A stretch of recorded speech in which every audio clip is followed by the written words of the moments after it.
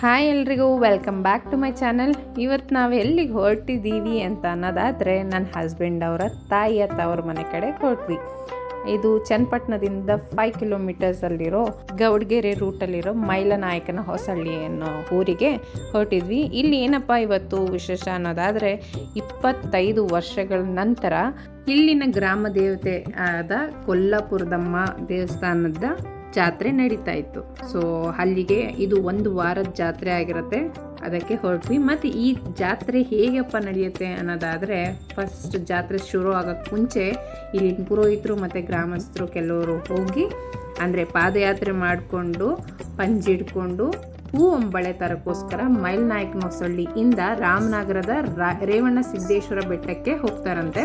ಹೋಗಿ ಅಲ್ಲಿಂದ ಹೂ ಮತ್ತೆ ಹೊಂಬಳೆ ತಗೊಂಡು ಇಲ್ಲಿಗೆ ಬಂದು ಕರಗದ ಮನೆಯಲ್ಲಿ ಹೂ ಇಲ್ಲಿ ಇಡಿಸಿ ಅಲ್ಲಿಂದ ಅಂದರೆ ಸೋಮವಾರದ ಬೆಳಗ್ಗೆಯಿಂದ ಜಾತ್ರೆ ಶುರು ಆಗುತ್ತೆ. ಸೋಮವಾರ ಬೆಳಗ್ಗೆ ಬಸಪ್ಪನ ದೇವಸ್ಥಾನದಲ್ಲಿ ಚಪ್ರ ಹಾಕಿ ಬಸಪ್ಪನಿಗೆ ಅಭಿಷೇಕ ಮಾಡಿ ಮತ್ತೆ ವಿಶೇಷ ಪೂಜೆ ಎಲ್ಲ ಅಲಂಕಾರ ಎಲ್ಲ ಮುಗಿಸಿದ ಮೇಲೆ ಸೋಮವಾರ ಸಂಜೆ ಕೊಂಡಕ್ಕೆ ಸಿದ್ಧ ಮಾಡ್ಕೊಳ್ತಾರೆ. ಆ್ಯಂಡ್ ಇದು ಮಂಗಳವಾರ ಬೆಳಗ್ಗೆ ಕೊಂಡ ನಡೀತಾ ಇದ್ದಂಥ ಜಾಗ. ಇಲ್ಲಿ ಈ ಬಸಪ್ಪನ ಕೊಂಡ ಇವತ್ತು ಮಂಗಳವಾರ ಬೆಳಗ್ಗೆ ಮುಗಿಯುತ್ತೆ. ಇದಾದಮೇಲೆ ಮಂಗಳವಾರ ಬೆಳಗ್ಗೆ ಮಾರಮ್ಮನ ಗುಡಿಗೆ ಹೋಗಿ ಅಲ್ಲಿ ಚಪ್ರ ಹಾಕಿ ಮಾರಮ್ಮಗೆ ಅಭಿಷೇಕ ಮಾಡಿ ವಿಶೇಷ ಪೂಜೆ ಅಲಂಕಾರ ಮುಗಿಸಿ ಅವರು ಮಧ್ಯಾಹ್ನದಿಂದನೇ ಕೊಂಡಕ್ಕೆ ಸಿದ್ಧತೆ ಮಾಡ್ಕೋತಾರೆ. ಮತ್ತು ಸಂಜೆ ಕೊಂಡೋತ್ಸವ ಮಾಡ್ತಾರೆ. ಇದು ಅಷ್ಟೇ ಬುಧವಾರ ಬೆಳಗ್ಗೆ ಮಾರಮ್ಮನ ಕೊಂಡ ನಡೆಯುತ್ತೆ. ಸೇಮ್ ಇವಾಗ ಬಸಪ್ಪನ ಏನು ತೋರಿಸಿದ್ವಲ್ಲ ಅದೇ ಥರನೇ. ಇಷ್ಟು ಜನ ಇದ್ರು ಅಂತಂದರೆ ಆ ಜನಸಾಗರ ನೋಡೋಕ್ಕೆ ಅಬ್ಬಾ ಅನ್ಬೇಕು, ಅಷ್ಟು ಜನ ಇದ್ರು. ಇನ್ನು ಬುಧವಾರ ಕೊಲ್ಲಾಪುರದಮ್ಮ ದೇವಸ್ಥಾನಕ್ಕೆ ಚಪ್ರ ಹಾಕಿ ಆ ದೇವಿಗೆ ಅಭಿಷೇಕ ಮಾಡಿ ನೋಡಿ ಈ ಥರ ವಿಶೇಷ ಅಲಂಕಾರ ಮಾಡಿದ್ರು. ಇಲ್ಲಿ ಮಧ್ಯಾಹ್ನ ಕೊಂಡಕ್ಕೆ ರೆಡಿ ಮಾಡ್ಕೊಂಡ್ರು, ಅಂದರೆ ಮಣ್ಣೆಲ್ಲ ಅಗೆದು ಸೌದೆ ಜೋಡಿಸಿ 8 ಗಂಟೆಗೆ ಸೌದೆ ಹಚ್ತಾರೆ. ಸೊ ಇದು ಗುರುವಾರ ಬೆಳಗ್ಗೆ ಕೊಲ್ಲಾಪುರದಮ್ಮ ಕೊಂಡ ಆಗಬೇಕಲ್ಲ, ಆ ಕಾರಣಕ್ಕೆ ನೋಡಿ ಈ ಥರ ರೆಡಿ ಮಾಡಿಕೊಂಡ್ರು. ಗುರುವಾರ ಬೆಳಗಿನ ಜಾವ ಕೊಂಡ ಆದಮೇಲೆ ಮಧ್ಯಾಹ್ನ ಈ ಕಾರ್ಯಕ್ರಮ ಇರುತ್ತೆ. ಇಲ್ಲಿ ಮಕ್ಕಳನ್ನ ಆ ಕಡೆ ಈ ಕಡೆ ತೊಟ್ಲಲ್ಲಿ ಕೂರಿಸಿ ತಾಯಿ ಸುತ್ತಿಸಿ ತಾಯಿ ಆಶೀರ್ವಾದ ಪಡಿತಾರೆ. ಇನ್ನು ಸಂಜೆ ಸುತ್ತಮುತ್ತ ಊರಿಂದ ದೇವ್ರನ್ನ ಕರೆಸಿ ಅದನ್ನು ಕುಣಿಸಿ ಅದಕ್ಕೆ ಮಡೆ ಆರತಿ ಅಂತ ಮಾಡ್ತಾರೆ. ಮಡೆ ಆರತಿ ಅಂದರೆ ಈ ಕಡೆ ತಂಬಿಟ್ಟ ಆರತಿ ಅಂತ ಹೇಳ್ತೀವಲ್ಲ ಹಾಗೆ ಊರು ಸುತ್ತ ಈ ತಂಬಿಟ್ಟ ಆರತಿನ ಇಟ್ಕೊಂಡು ಹೆಣ್ಮಕ್ಳು ಊರೆಲ್ಲ ಮೆರವಣಿಗೆ ಮಾಡಿಕೊಂಡು ಕೊಲ್ಲಾಪುರದಮ್ಮನ ಆರತಿ ಮಾಡಿ ಮತ್ತು ಅಲ್ಲಿ ಆಶೀರ್ವಾದ ತಗೊಳ್ತಾರೆ. ಇದು ಅಷ್ಟೇ ಎಷ್ಟು ಜನ ಅಂತಂದರೆ ನೀವು ನೋಡ್ಬೋದು ಈ ವಿಡಿಯೋದಲ್ಲಿ. ಆರತಿ ಇಟ್ಕೊಂಡು ಇಷ್ಟು ಹೆಣ್ಮಕ್ಳು ಮತ್ತು ಅಷ್ಟು ವಿಜೃಂಭಣೆಯಾಗಿದ್ದರು. ಲೈಕ್ ಅವ್ರನ್ನ ನೋಡೋಕ್ಕೆ ಒಂಥರ ಖುಷಿ ಆಗ್ತಿತ್ತು. ಸೊ ನಾ ಹೇಳಿದ್ನಲ್ಲ ಬೇರೆ ಊರಿಂದ ದೇವ್ರನ್ನ ಕರೆಸಿದ್ರು, ದೇವ್ರುಗಳು ಬಂದಿಲ್ಲಿ ಕುಣಿತಾರೆ ಅಂತ.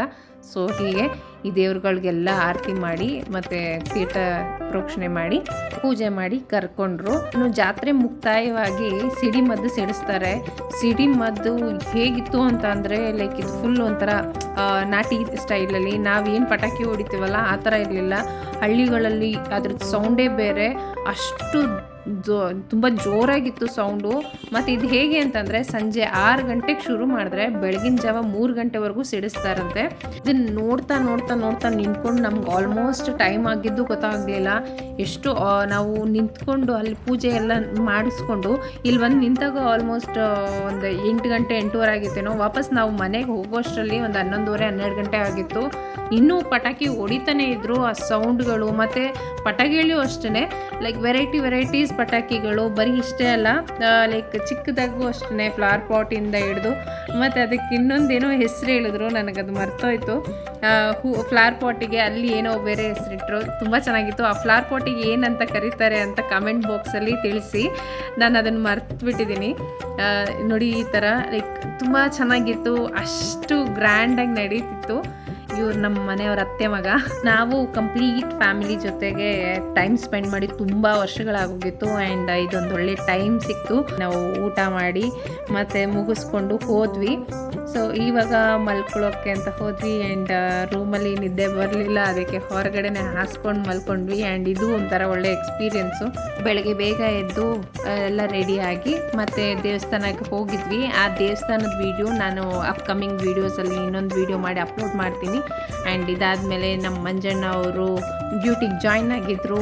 ಆ್ಯಂಡ್ ಅವ್ರದ್ದೇ ಅಡುಗೆ ಆಗಿತ್ತು. ಮತ್ತು ಇವರೊಬ್ಬರು ಅಡುಗೆ ಭಟ್ರು ಇವರು ಅಷ್ಟೇ ಮಂಡ್ಯ ಸ್ಟೈಲ್ನ ಮಟನ್ ಸಾಂಬಾರು ಮಾಡಿದರು. ತುಂಬ ಚೆನ್ನಾಗಿತ್ತು, ಸಖತ್ತಾಗಿತ್ತು. ಸ್ವಲ್ಪ ಇಂಗ್ರೀಡಿಯೆಂಟ್ಸ್ ನೋಡೋಕೆ ಹೋಗೋಣ, ಏನೇನು ರೆಸಿಪಿ ಹಾಕಿದ್ದಾರೆ ಅಂತ ನೋಡೋಕೆ ಹೋಗೋಣ ಅಂತ ಹೋದರೆ ಅಷ್ಟರಲ್ಲಿ ಎಲ್ಲ ಆಲ್ಮೋಸ್ಟ್ ಒಂದು ಅರ್ಧ ಮುಕ್ಕಾಲು ಸಾಂಬಾರು ಮಾಡಿಬಿಟ್ಟಿದ್ರು.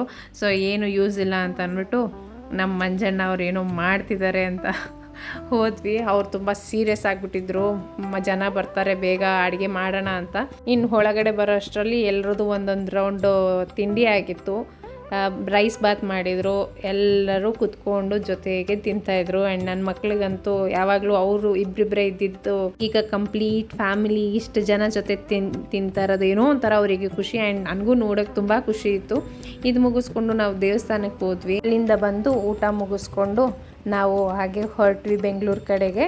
ಸೊ ಈ ವಿಡಿಯೋ ನಿಮ್ಗೆ ಇಷ್ಟ ಆಗಿದ್ರೆ ಲೈಕ್ ಆ್ಯಂಡ್ ಸಬ್ಸ್ಕ್ರೈಬ್ ಮಾಡಿ. Thank you.